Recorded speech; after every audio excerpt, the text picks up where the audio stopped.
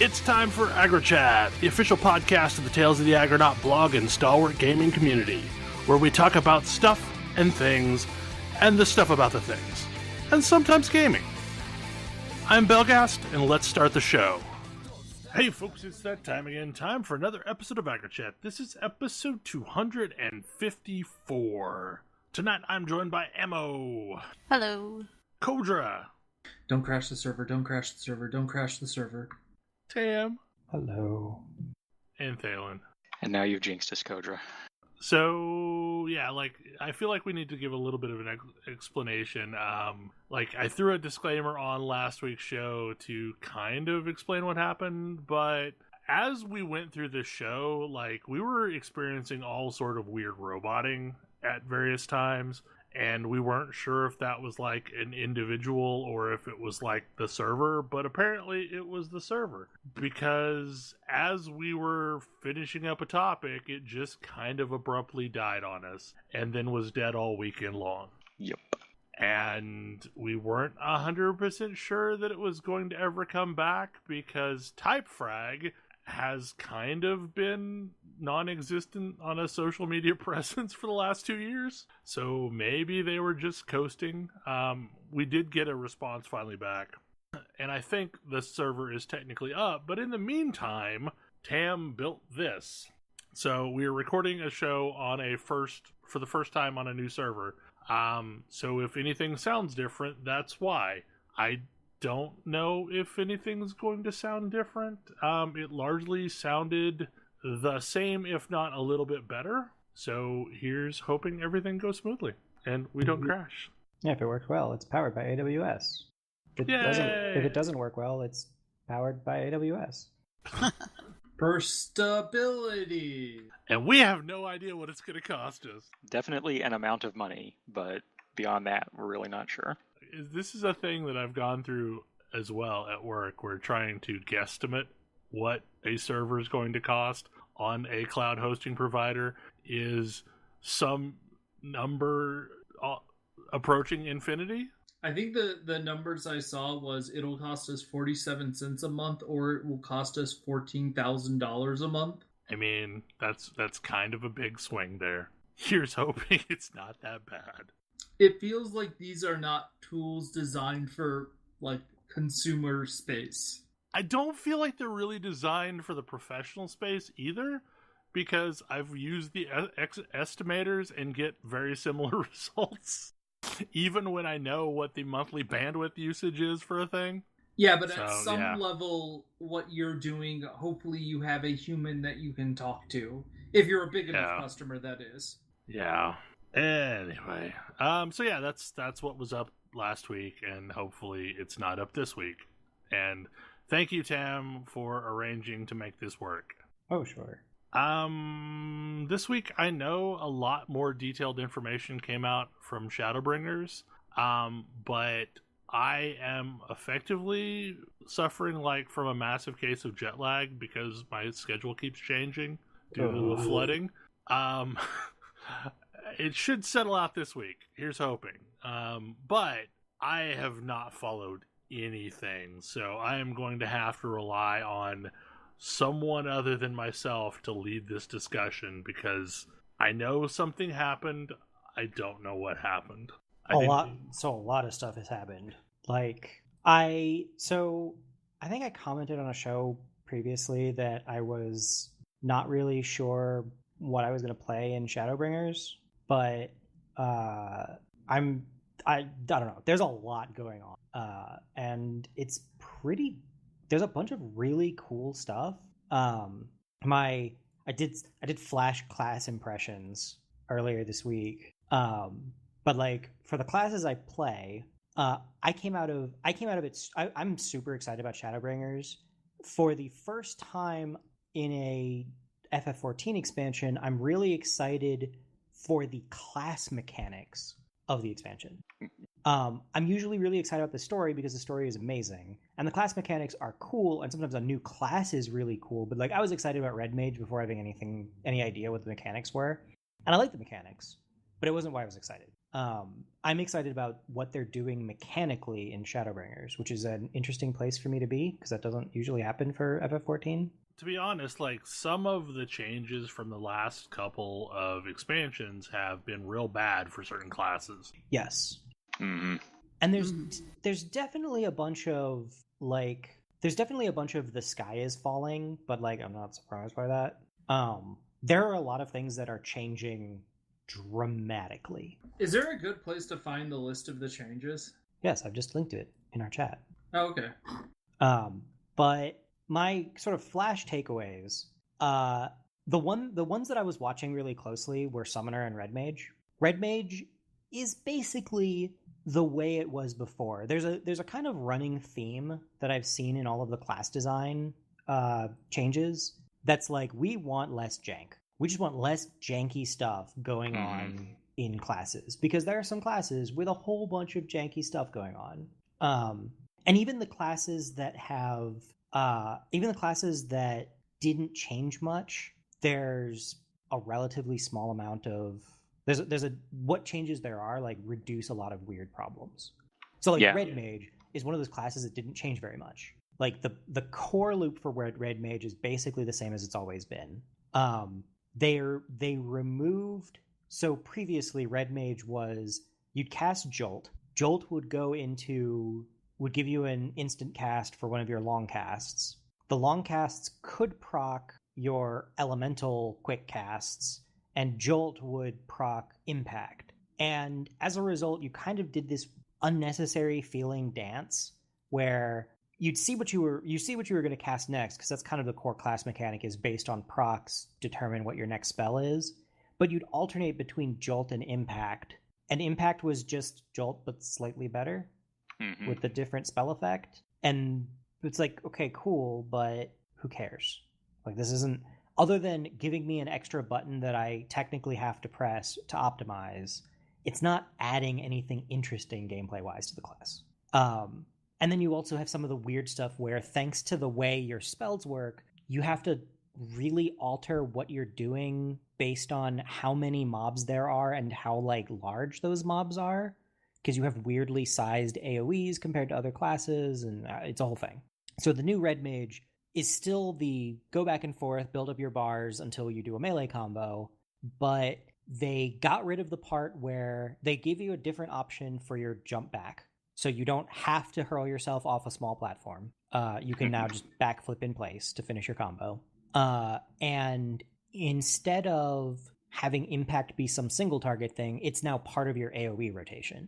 And you have an AoE rotation with like cool looking elemental spells and so on, which is great. Like, I'm a huge fan of that. Yeah, because Red Mage AoE seemed pretty unexciting. It was a lot of that I've played it. The most exciting part about Red Mage AoE was trying to decide if a mob was going to die before you finished your cast, because if it did, then you were being inefficient and you needed to go from like, oh, I'm doing my full AoE combo to I'm doing a half AoE, half single target combo to I'm just doing a single target combo based on a bunch of random things. Yeah. I feel like Bard, it's very similar. Like, there's not much changing overall, like with how it feels overall, but they did things like got rid of Swift Shot. Like, the Refulgent Shot is just a straight upgrade of that, and fixed it so we don't have to put dots on individual mobs in AoE packs to be able to AoE, reasonably efficiently, which always felt bad. Yeah. And then you have things like on the extreme other side where like Machinist is basically a completely new class. It doesn't seem to be about juggling procs anymore. Like, you don't have, Machinist no longer has a shooting combo that's based on 50% proc rates, and it has a bunch of cool new Edgar stuff, like the Bioblaster. Scholar and Summoner are they're dramatically changed in ways that don't change your gameplay all that much, but remove a bunch of like annoying stuff. That's basically the way that like Warrior is changing as well. Like, we no longer have this stance makes me do less damage. We just like have a threat bonus stance that you either turn on or off. Yeah. And that's all it does. It's just, meh, I'm going to tank now. So, like, the what little I have followed on this really reads to me like they are grasping the fact that they are now a very hugely popular game that is played by a lot of people, and maybe they need to do some stuff about the general accessibility of some of the classes. Mm-hmm. At least at a high end, that these things should be easier to pick up and require less nonsense of the player to be able to do the raids and such. Yeah, they've made a whole lot of changes that from what I can tell, the end result is at high levels of play, the group composition is less strict. That's pretty important. Because, like, one of the problems was, you've got this class, you've got a class that can reliably debuff slashing. Okay, so that's 2 whole melee classes that are kind of left out in the cold. And then, the moment you're setting up your so you've got a class, you've got the warrior debuffing slashing. I think it's the warrior. You're going to take a ninja because you're just going to take a ninja. Like, ninjas are stupidly strong in 8-man groups. You may as well take maybe a samurai, and then you've got one. You're going to take a bard for your support because there's too much valuable support from a bard, and now you have 1 DPS across the remaining 5 DPS classes, including all of your casters. The thing is like, I remember WoW doing this exact same thing. Mm-hmm. Or trying to do this exact same thing at various times during its history, where let's normalize the abilities that these classes have, so it's less important about bringing a specific class, but like, instead, here's 3 classes that provide this exact same ability. Yeah, and a lot of what they're doing with this is, it seems like they've learned from WoW's mistakes in this arena, because what WoW did was they said, all of these classes get basically the same ability. And here they're more surgically saying, the problem is this slashing debuff is an issue. Let's remove that slashing debuff entirely, and instead, after having removed the slashing debuff entirely, then you rebalance all of the relevant classes' abilities as necessary. Yeah. So if the assumption is that the thing is going to be up all the time, then maybe just get rid of it and have the effect in place all the time. Yeah. In this case, by increasing the damage that those abilities do natively. And it means that, like, for example, Astrologian shields all got buffed by 25%. Or, sorry, Scholar shields. Yeah, I'm gonna be curious to see how the numbers shake out for Dragoon. I definitely appreciate them getting rid of heavy thrust, but I'm not sure I like the fact that they gave us just another long cooldown to replace it with, when that was a significant portion of our damage. Yeah. Everything I've seen, when there's something that's just like, we're completely removing this huge component of your damage, it's been replaced and made up for elsewhere. Scholar is a really good example of this, where, like, Scholar lost a whole dot. Like, you just don't get it anymore. But they gave Scholar less janky to use AoE. Scholar has its own new broil and bio, which are stronger than they were before. And it's just straight potency increases. And I know we talked about this last week a little bit, but I love the death of TP. Yeah. TP going away is good. Yeah, well, yes. Well, it definitely makes it so that I can AoE things and not, like, run out of TP. That's totally the thing. Like, if you're a physical damage class, you just don't have to worry about TP anymore. And that's, I think, fine. Well, it always felt artificial. Yeah. It's one of those things where it's like, you put a mana bar on casters, so you put a stamina bar on other classes, but, like, most casters interact with their most casters are either interacting with their mana bars in a more meaningful way and more regularly, or they're meant to be a timer on the fight for you. Whereas for melee classes, it doesn't really make a lot of sense. I'm really excited about Gunbreaker. That class looks super fun. It's finally a class, like, player fantasy that I'm interested in for a tank, and I like what its abilities look like it's doing. Also, and I mean, Gunblade. I feel like it's a thing I'm going to play, but it's probably not my jam. Yeah. But that's cool. Like, it definitely... There needs to be more differentiation between tanks. Yeah. And that's what I'm really excited about with the Gunbreaker, is that it still reads as a tank to me, but it feels different enough and it is aesthetically different enough that I am excited about it. Summoned pets are a totally different mechanic now, which is going to be interesting and weird. They're not, and their summons are no longer entities in the world. Not even like carbuncles? Correct. Huh. Like they're like minions. They appear like minions and they're still there, but they're not targetable by enemies. They can't take hits. That's kind of amazing. It's a whole thing. Also, the cast time for summons is gone. There's just a short cooldown between being able to cast them. So it feels like the intention is swapping which summon you have out during a fight, like, is a thing that you're meant to do now. I also think they don't have a mana cost. Hmm. I don't know if they still have an MP cost. That I'm not sure.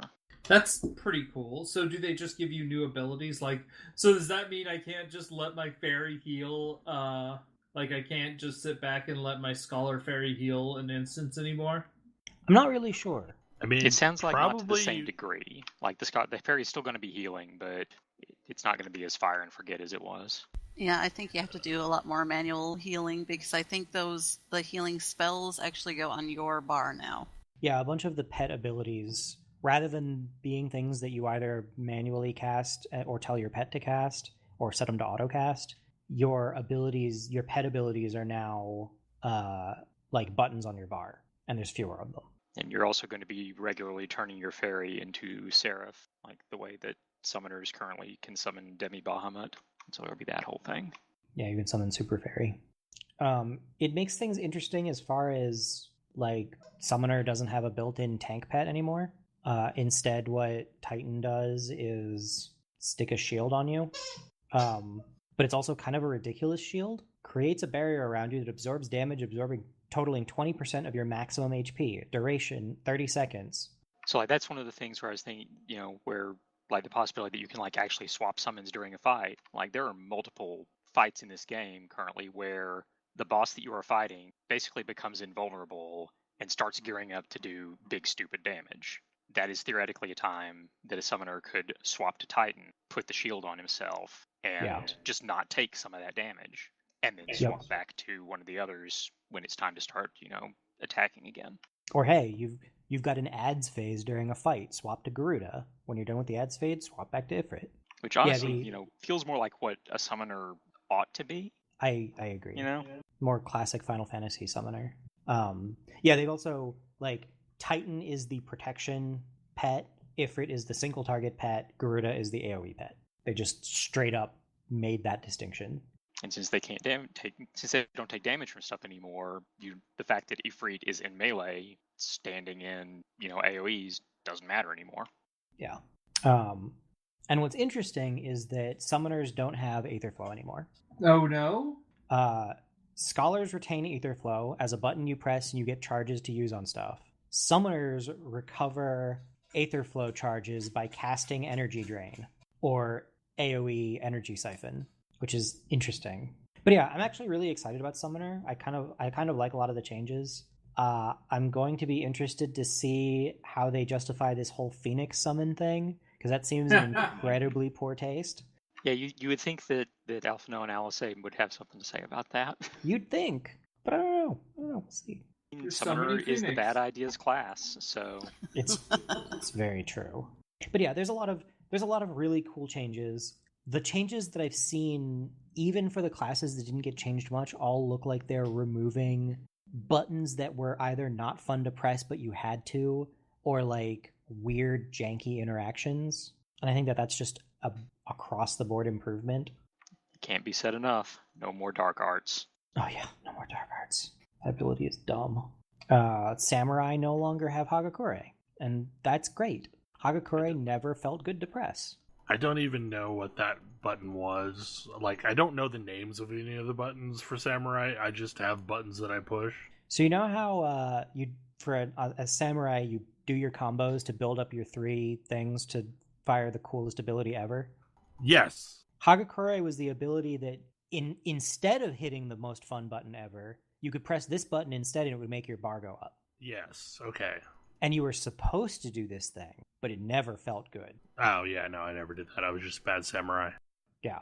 They replaced it with a button that lets you do the cool button again. Okay, good. Yeah, because that's what I was doing anyway, so, like, Yeah. I was probably pissing off a lot of people, because that's a fun samurai move. Yes. Using your samurai, using your, like, sweet, awesome effects, giant damage button is so much more fun than hitting, than, like, make my energy bar go up. No, I'm going to bank this for later. Okay, so I guess the real question is like, are we staying with our traditional mains for this expansion, or is anyone planning on switching?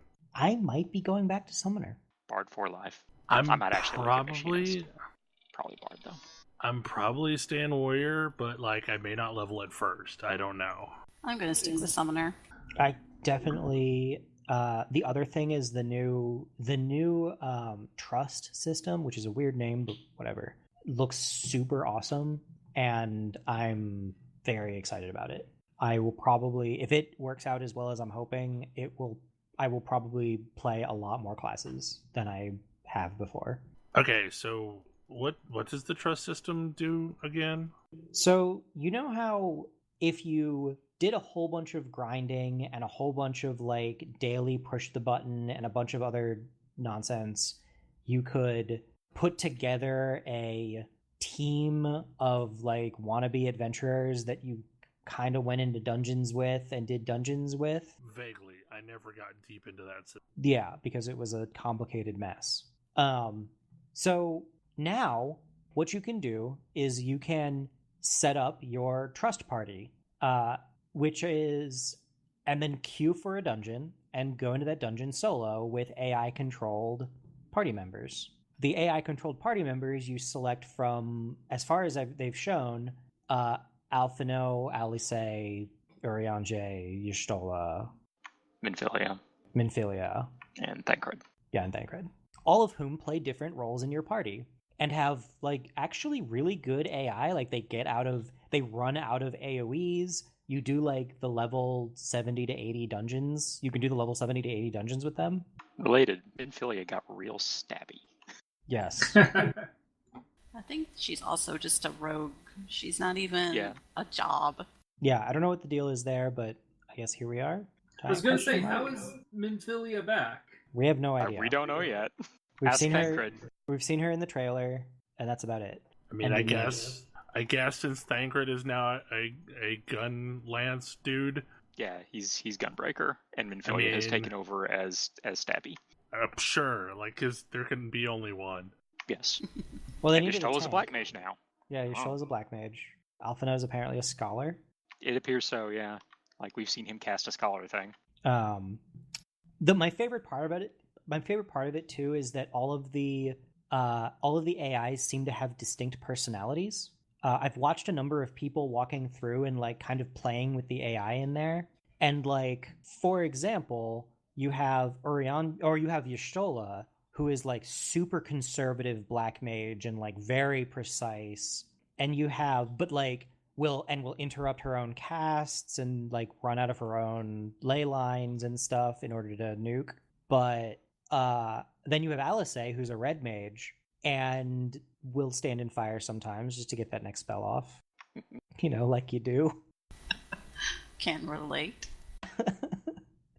And so it looks really neat. It's also like something I can do to level classes solo, which I have been asking for in this game for literally years. So far, it's only going to be for Shadowbringers stuff. But I'm really hoping that if it works out well, that they will like make it available for older stuff. Yeah, and if not, I'll boost some classes that I'm interested in. I'm not above it. Yeah, I was gonna say there's a couple of other ways that you can level now. Because can't you do the story over again as well? I think so. I haven't seen anything about that. Yeah, I mean, like it was announced, and then I don't think there's been additional information about it. So yeah, no. if I can story quest my way, I will friggin' repeat the story over and over and over, and I don't care. Mm-hmm. I mean, it would honestly be kind of amazing to start back from scratch without having to re-roll a brand new character. Yeah. And try to figure out, and then actually know all of the people in the story that they're like, hey, remember me? And you're like, no, Mm-hmm. I sure don't. Yeah, dude, with your mark across your face, I do not remember you at all. You were from like level 35. That was years and years ago, and I sure didn't care about you then. Yeah. Yep. Yeah, I'm familiar with these concepts that we're talking about here. Mm-hmm. You best be glad I didn't accidentally kill you. I'm also really excited about like the story hints we've seen so far. Mm-hmm. They've been building up to this whole like, hey, maybe the Warrior of Light thing is not actually a great idea, and I'm very interested to see where they go with this.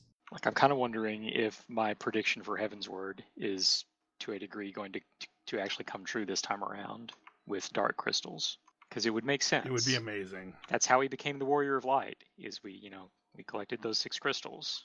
So Also, in we theory, have dwarves. That too. Real happy. Lolly ho. Yeah. Long story short, I'm very excited for Shadowbringers.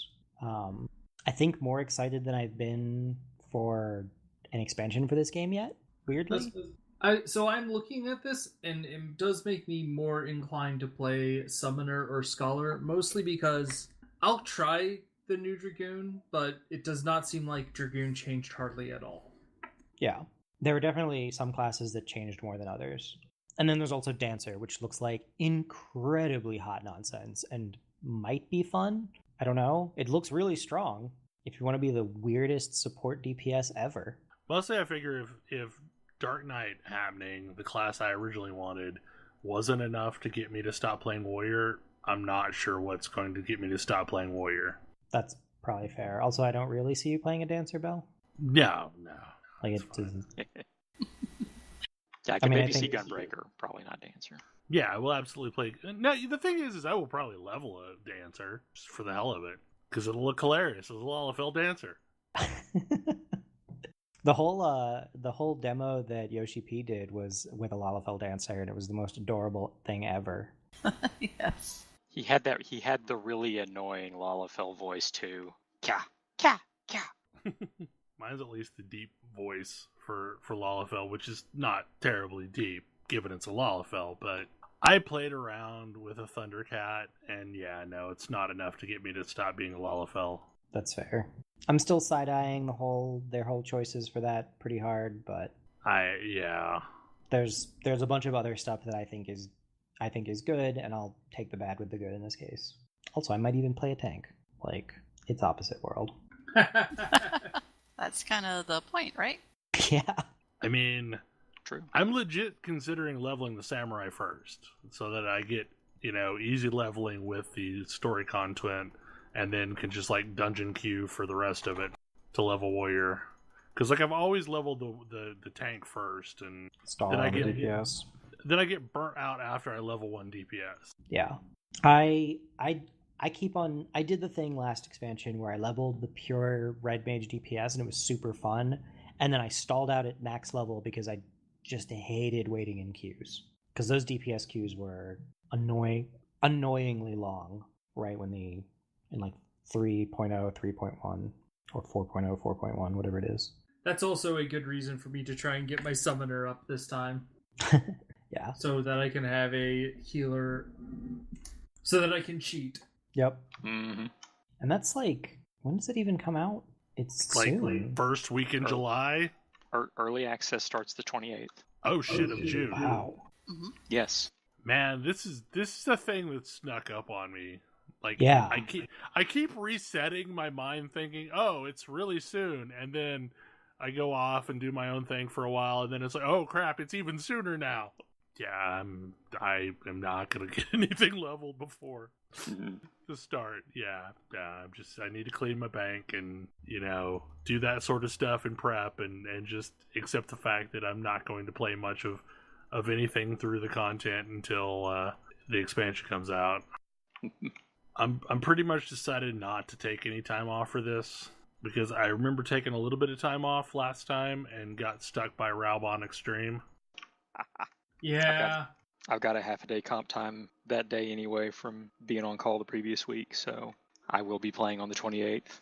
So we'll see how well it goes. Hopefully they learned from Raubon Extreme. I mean, worst case, I'll level my Gunbreaker. I'll go unlock Gunbreaker as soon as I can, and then I'll level Gunbreaker if there's another Raubon Extreme. It worked super well for Red Mage.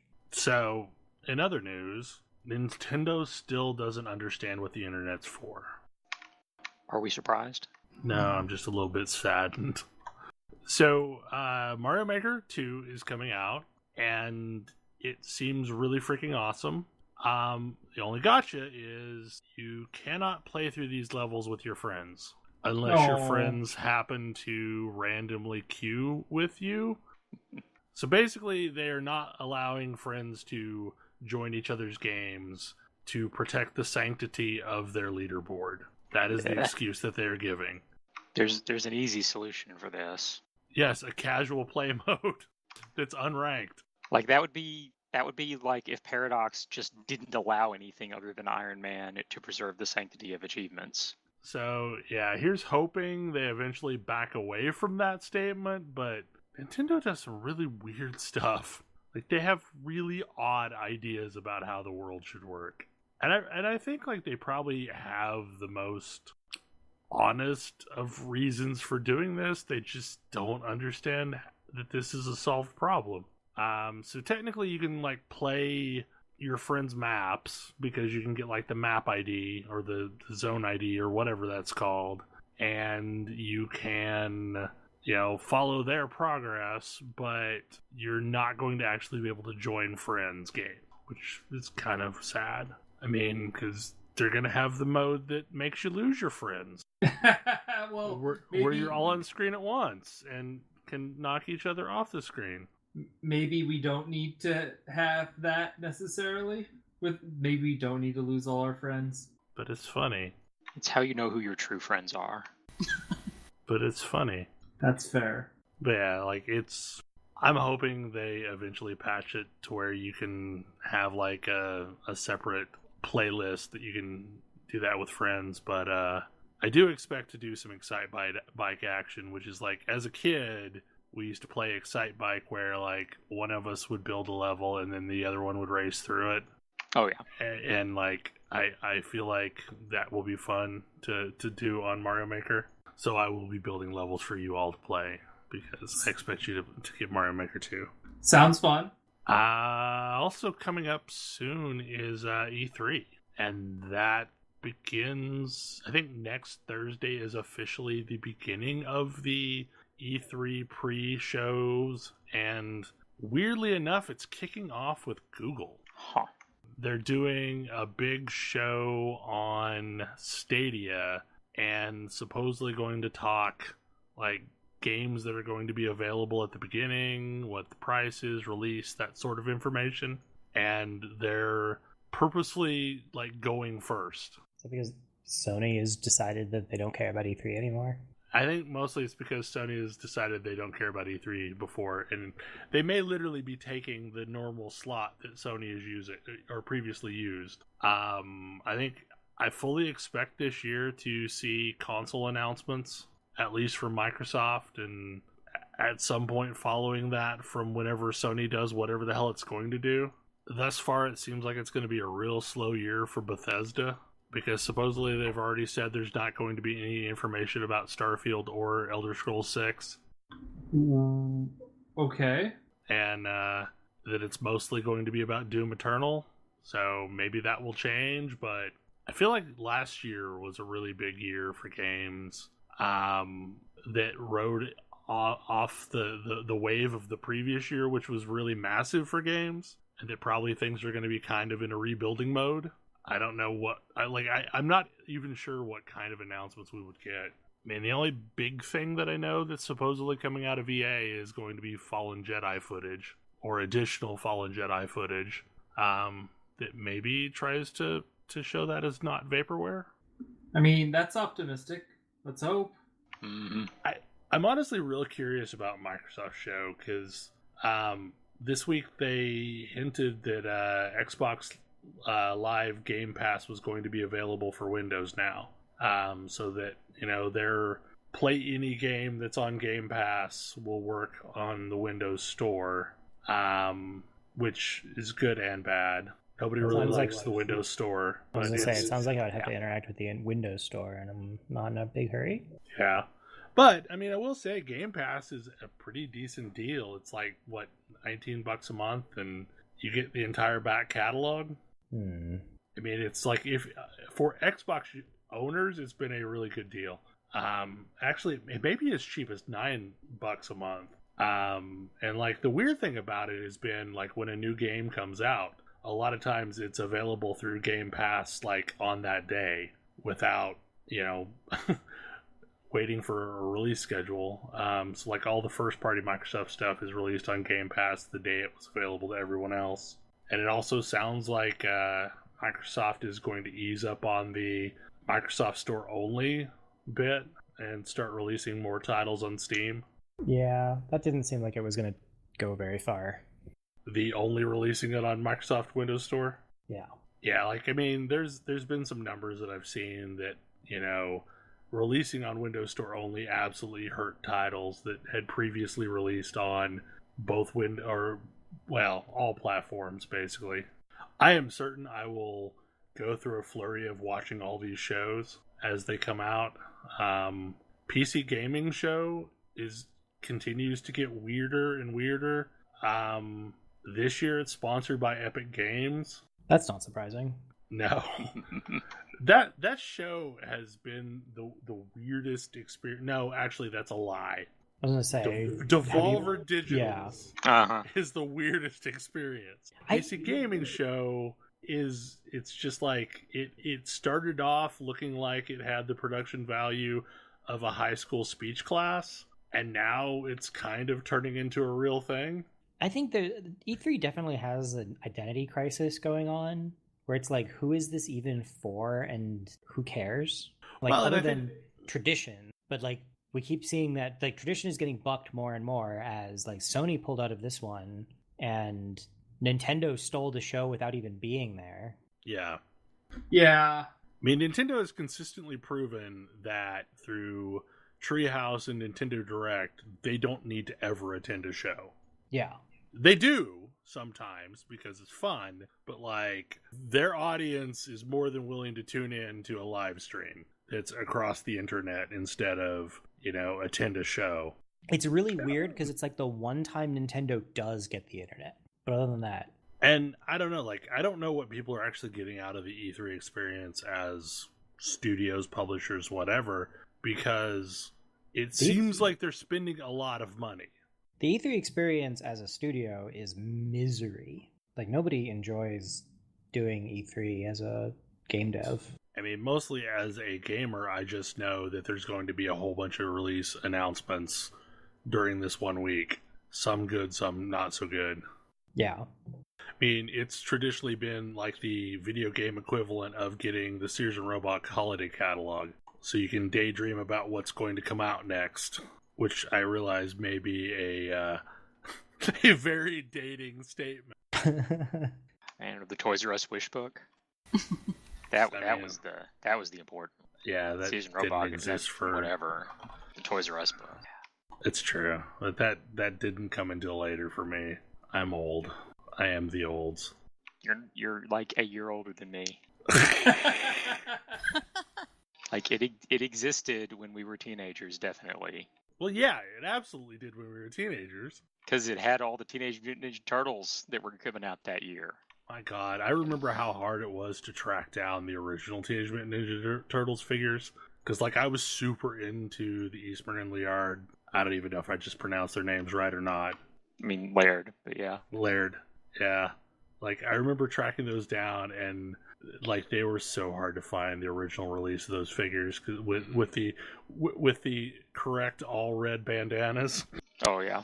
So I know how we kind of talked about how Nintendo stole the last year's show without being there, but I feel like Nintendo has also shown that you don't necessarily need E3. Like, Nintendo does directs, and those get watched and talked about and generate press.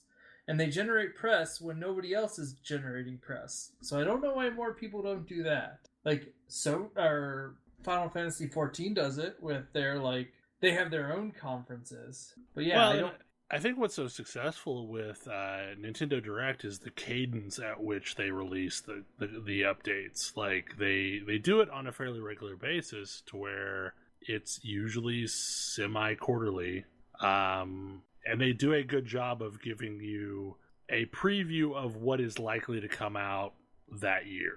Yeah. Like usually it's way shorter notice than that, but like occasionally they'll give some long range planning, like, you know, announcing Metroid Prime or something like that.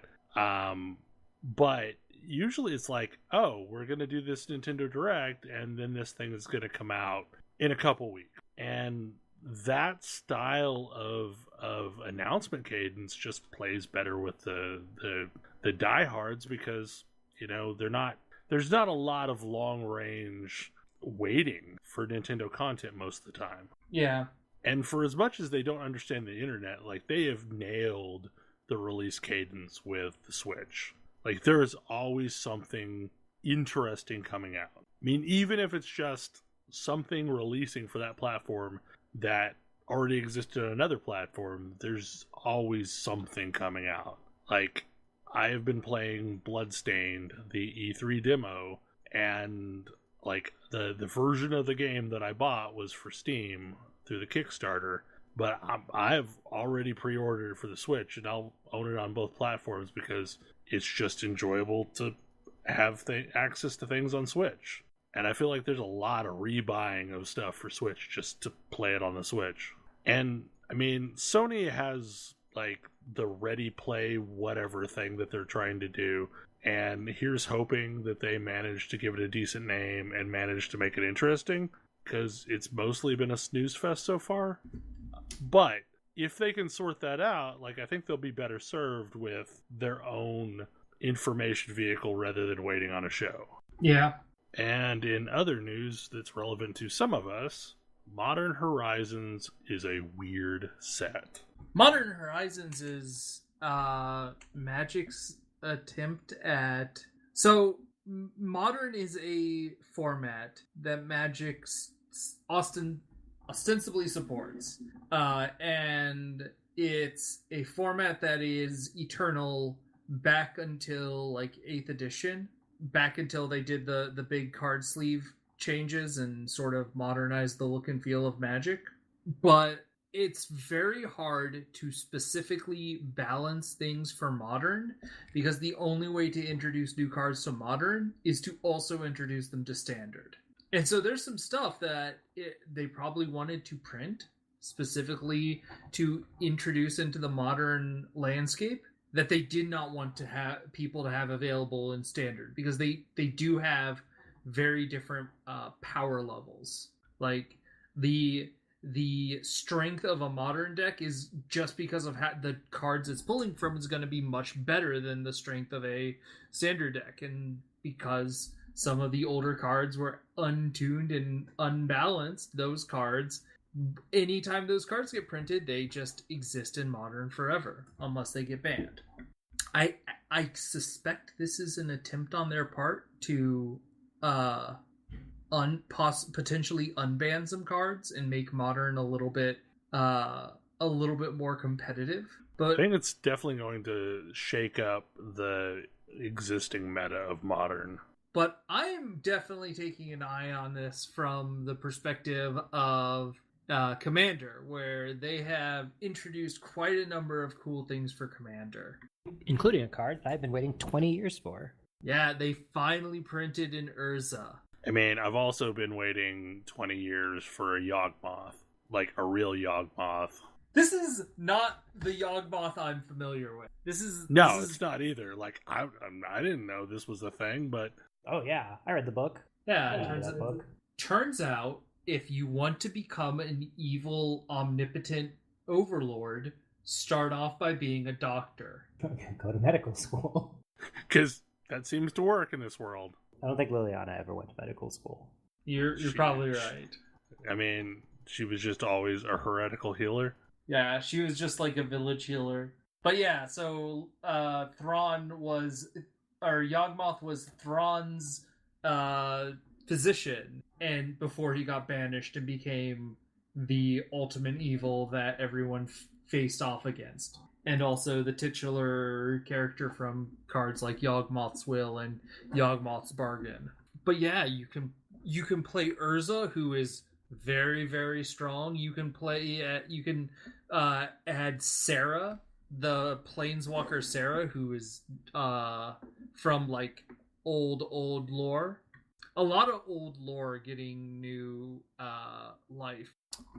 There's a bear commander that I'm very excited about. I'm very tempted to make a bear deck now. But it is yet another interesting case of Magic being this weird and it's very obvious with Magic that it's multi-layered, but this is true of like everything. Like this is sort of the complaint I think people have with Final Fantasy PvP, even though from everything I hear it's very good, is that it's weird because they make you play a different game. But they're balancing their different games differently, and frankly I think that's for the best, because I don't want PvP balance to impact my PvE.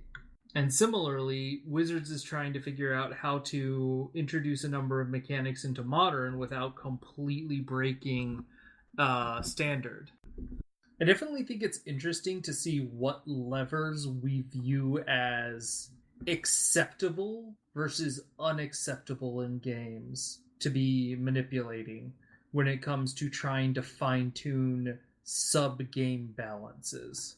Well, and there's a whole other aspect of this in that how will the financial market take these changes as well? And so far, like, Magic is in a very high point financially as far as the value of new cards coming out. Like, they are retaining value very well, which means there'll be a thriving secondary market offering cards for players. There'll be the mass box openings that are required so that you can like buy singles if you want. But they're definitely making some interesting tweaks on the value proposition as well. I mean, Ultimate Masters did exceptionally well in spite of all of the problems that it had. Well, that's the other thing that's going to be interesting is trying to figure out, because like the speculation right now seems pretty intense on these cards. And maybe out of bounds, because like if these cards are actually worth what people are speculating on, the expected value of a pack is just way higher than the MSRP of a pack. Well, so like the MSRP of these boxes is like $250, I think, something like that. Oh, I guess I've seen like places advertising them for $210. Well, that makes sense because they're always going to sell slightly under. But they're definitely a premium product. They're not a $4 a pack product. It's true. I mean, I don't think they're as expensive as a normal Masters set, but like they're up there. But all in all, like so far, a lot of the sets that have been released have been absorbed very well by the populace. Like as far as I can tell, War of the Spark has been very popular. Dominaria was definitely popular. Yeah, they've been doing very well since Kaladesh. Yeah. But they had some pretty dire years there where they were not doing that well. Well, so like the entire Amonkhet block was largely panned, and they were fun to draft, but like they did not hold their value very well. I love Ixalan. I will be sad to see it go away out of the block, out of Standard. A lot of people did not like M19, but I thought it was a pretty good set. I mean, it introduced a whole bunch of new dragons, which I'm always okay with. I mean, it gave me Steel Leaf Champion. I love Steel Leaf Champion. That was Dominaria. That was Dominaria? Okay, I thought that was M19. Yep. Nope. Yeah, Steel Leaf Champion is still really broken. Yeah, there's a lot of good cards there. I feel like Mox Tantalite is going to be a weird card that is going to go up in value just because it says Mox. I don't think that. I mean, Mox Amber has gone up in value, and I largely thought that one wouldn't. Like, I'm having a hard time deciding if Mox Tantalite is a decent card or is just a waste of paper. I don't think Mox Tantalite's very good. I mean, like, it's a Birds of Paradise that comes in 3 turns after you play it. Yeah, for no cost. Yeah, but that's a little too slow. Yeah, I tend to think Mox Tantalite's just a little bit too slow for what it is. I feel like it would probably be fine in, like, a commander deck, but, like, unless you can drop that on turn 1, it's going to always be too little too late by the time it actually does anything. Yep, that's my issue with it. It's always going to be a little bit too little too late. Especially when there are usually much better ways of mana fixing. The thing that makes me the saddest about Modern Horizons is knowing that, like, we'll never get it for Arena. Yeah, it's weird that they're advertising it for Arena too. Wait, they're advertising it for Arena? Yes, they are. Yeah. How is that even going to work? Well, they're advertising it on Arena. Oh, okay. So, like I would love to have draftable Modern Horizon. Like, I don't even know if it's a draftable set. It is. It's a very draftable set. Like, it's pretty good at it, actually. I mean, maybe it will only be playable in whatever format they're going to have to introduce next time the cards rotate. No, they're not planning on putting it in Arena. It is going to be, they'll sell it to you, they aren't going to sell it on Arena. They'll advertise it on Arena. They'll be like, hey, go get your cards from your card store, because that's what you want to do, right? But I'd rather play online through Arena. Nope. Because it fits my schedule better than going to a card store. Incidentally, it's Arena is now becoming like the game I play too much of. It's kind of weird. Like, I'm now at I need to play less Magic, and so I can play other games. So, like, does it scratch you, or does it itch or scratch your drafting itch? Oh yeah, I don't mind. Like, I don't really mind that I'm not playing against other players directly. Like, that doesn't bother me. Drafting so convenient. I know. I love it. And they do a really good job of rotating out what the current draft is. Yes. They should have a permanent seal, though. Yes. Yeah, I mean, like, I feel like it should have a similar rotation of the draft, to where, like, there's always going to be a draft, there's always going to be a sealed. Yep. And, like, cycle through the sets, have mixed mode sealed, you know, do other things, but always have a sealed available. I wouldn't even mind if they switched what you were playing sealed with. Just keep sealed up, because sealed it's so good for accessibility. Well, and it's a great value proposition too. Like, it is the best way to acquire some cards. Yeah, that's why I say, like, it's not only is it great for, hey, I don't really know how to play this game, or I'm not very good at this game. How do I play so that I don't get just elbow dropped by people who have been playing forever and have highly tuned decks? And then also it gives you a whole bunch of cards, so the fact that you are starting with a card disadvantage isn't as much of an issue.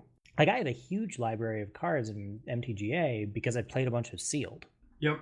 Yeah, I definitely agree with that. The only real negative that I've seen with sealed over, like, opening packs is that you end up with not as many wild cards.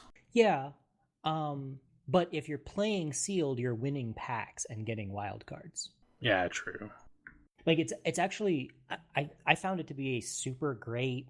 Honestly, if I had booted up MTGA and there hadn't been a sealed option, I would have closed it and never played again. But I booted up and played sealed, and I probably play, I don't know, probably not as much as Kodra, but I play a decent amount now.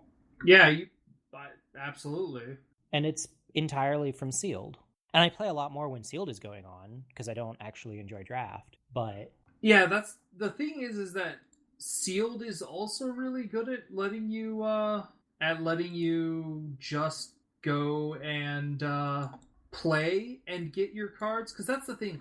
I don't like, again, I would definitely prefer playing with my cards rather than just cracking packs, like Bell said. Yeah, like crack. I have I don't know, 15 or 20 packs that I haven't opened in the game because I don't care.